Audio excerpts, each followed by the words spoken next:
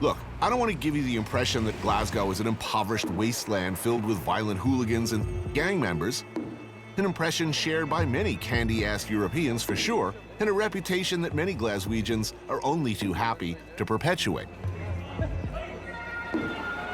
Let's face it, Detroit or New Orleans, most American cities make this town look like Club Med by comparison.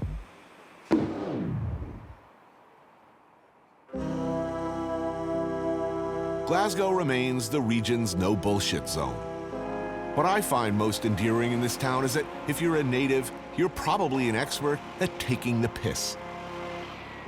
A high-level style of ball-busting that approaches an art form around here. Well, it's good to be back at work again, isn't it?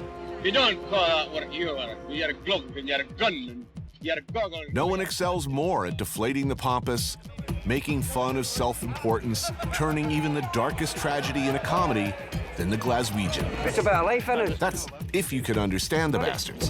Super Mario Conti. He never does. This can be a challenge, particularly after a few pints of heavy or a couple of bottles of Buckfast. What a show-off you are! Glasgow has a reputation as a hard-drinking, two-fisted town. Yeah. I've always found it to be this funny, very funny town. I mean, just everybody's a natural born Very comic. dark humor. If you say in America, my father's died, people immediately are so sympathetic. In Glasgow, if you say, my father's died, Glaswegians say, what size was his shoes? We have that. Janie Godley grew up in the East End, married into an organized crime dynasty, worked as a bartender, became a very famous playwright, author, and stand-up comedian. I thought I'd meet her here at Rogano's, a very old-school institution. Thank you, Ellen. Janie's working some goat cheese thing with figs. For me, Scottish oysters are an irresistible impulse. They are magnificent, by the way.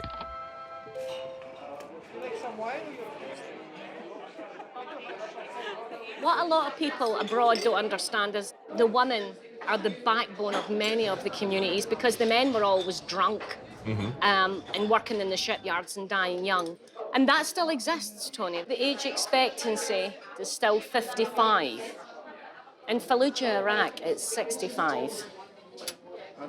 Wow, it's a pretty extraordinary thing. Yeah, I know. And there's still a lot of crime, there's still drugs, there's still a lot of alcohol problems. But I think the fact that we are a bit shit helps us because we had the Commonwealth Games here, and I love that everybody tried not to shout in the street and swear and sell stolen goods in public. I love that they all had this covert operation of, let's be nice for a week. I love that.